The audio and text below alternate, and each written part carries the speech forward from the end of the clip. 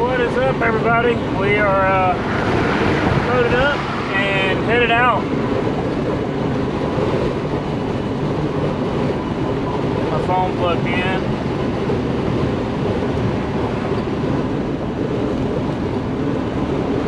I have a lot of turns, so it's crazy. I like to put that into the GPS would take me all day. There's quite a bit of it, but so I just got to keep an eye out. I'm looking for exit 269 right now.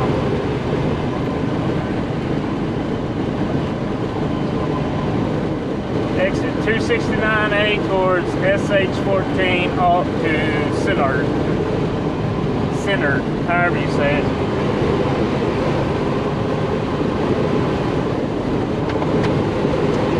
So in Colorado, as you can see, I have flags and flags out there.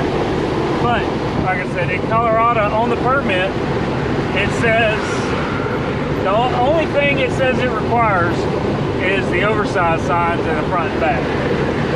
But when I come into New Mexico, they gotta have a minimum of 6 flags, 2 in the front, the widest point of the load, and 2 in the back. You gotta have rotating strobe or flashing lights in the front and at least 1 in the back.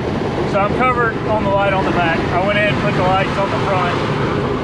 I got some amber strobes I ordered, but I just haven't put them on yet. So I'm still running the Pilot little magnet oval strobes on the front that I have zip tied to the grill guard. Pretty redneck, I know, but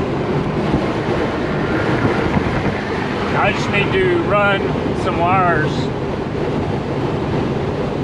from the front up to a switch on the dash, and then I'll probably end up putting them lights. I'm not going to do it in the bumper, because the bumper area is where I put the sign, the oversized sign. So I'll probably do it in the hood.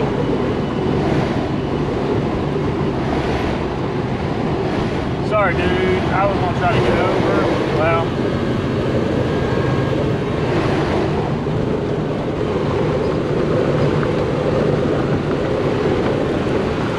my bad, driver. I was gonna try to get over, but that black truck was rolling up pretty fast. He probably don't have a CV on.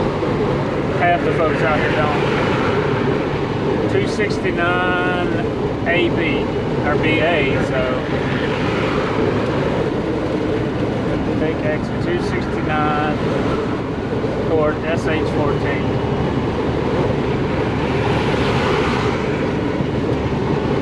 Anyway,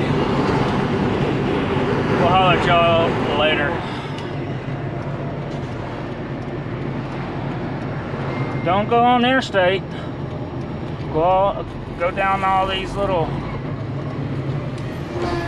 side roads.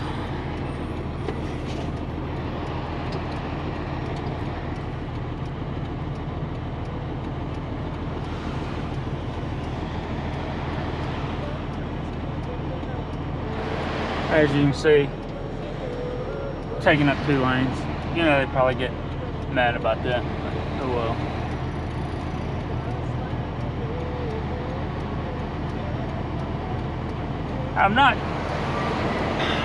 I could barely fit in the left lane right here to turn, but my deal is, if I'm over there, both lights turn green, they go, I go, I'm gonna end up having to wait for a line of cars so I can swing out and miss what's over here. So my thinking on it is, take up both lanes, block them, that gives me the room to turn and make the turn safely.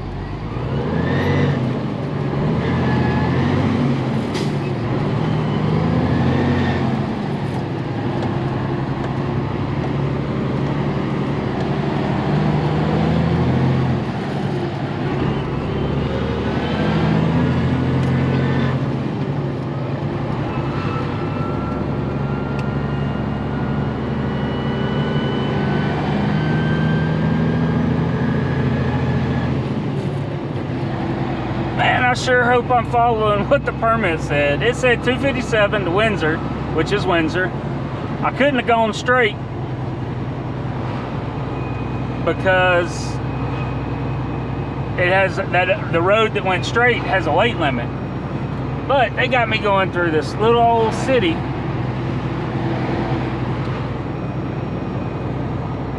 Yeah, it's a little tight, not too bad, as long as the cars are pulled all the way up on the right side.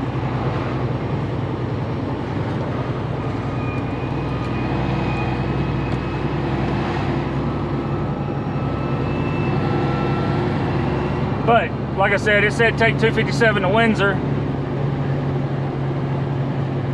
and then stay on 257. Well, you got to turn left on 392 to get back to 257.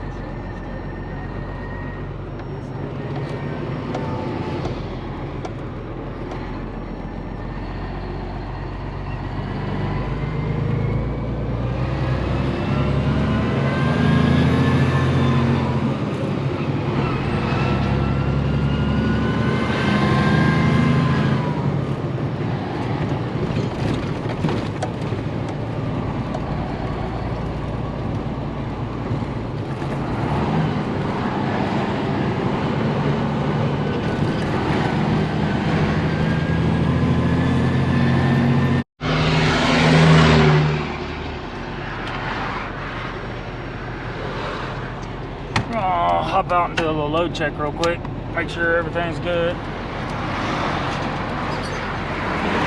Oh, this was the widest point on the road that I could find.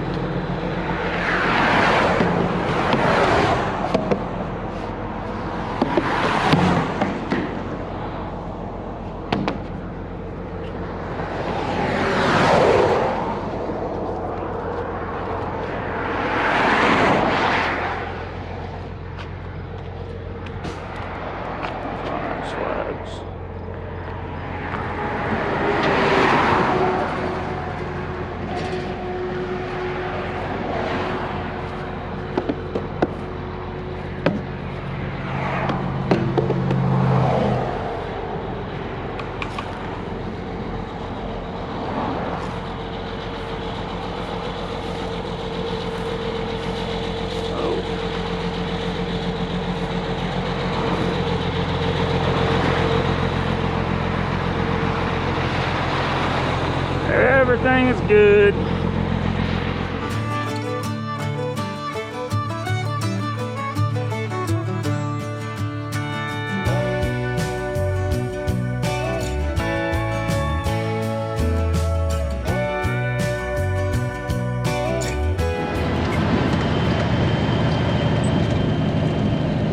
So I was looking on the permit, and you have your curfew in Denver, which I just pulled over and waited a few minutes to make sure I get through Denver after the curfew, 6 o'clock.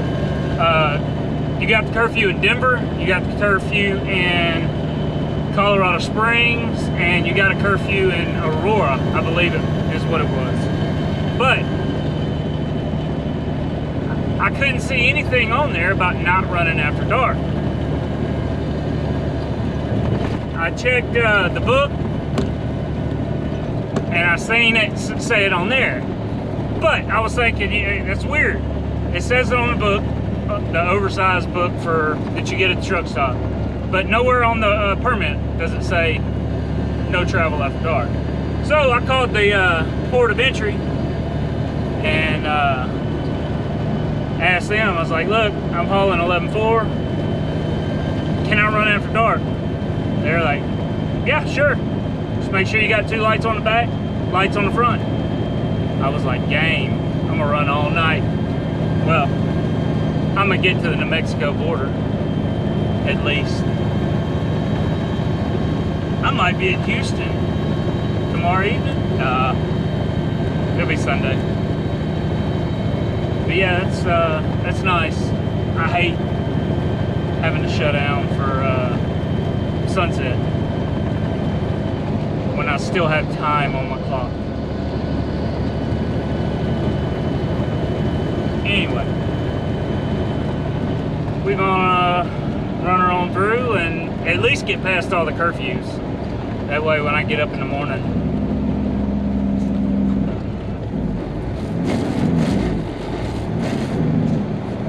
good old freaking Meritor transmission. If you're looking at buying a truck and the truck's got a Rockwell Meritor in it, walk away. They upshifting ain't bad at all, but downshifting with the Meritors, you have to hit it spot on to get that sucker to go in. If not, you scratch the gears. Not grind it, just scratch it.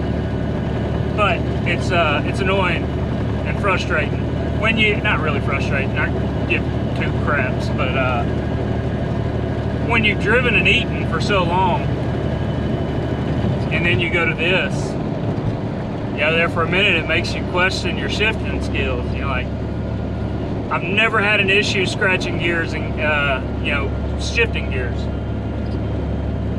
Now all of a sudden I can't find a gear. Well, I can find them, just can't get them in without scratching. But yeah, like I said, I squirreled there for a minute. If you find a truck that's got a Rockwell Meritor in it, walk away. Unless you're getting it for a really good deal and you're okay with spending a couple $1,000-ish, maybe a little more, depending on where you find one. But if you plan on swapping the transmission to an Eaton, because you got a deal on the truck, then go ahead. But yeah, Rockwell Meritor transmissions suck. And if anything happens to it,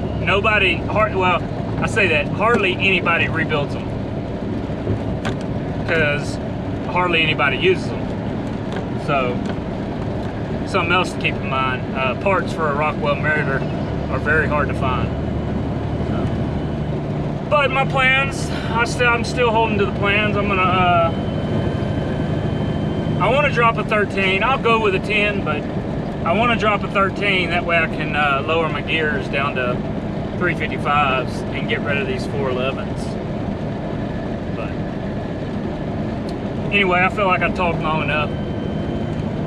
We're gonna roll on down the road, try to get to the New Mexico border. Be ready to go first thing in the morning. Holler at y'all later.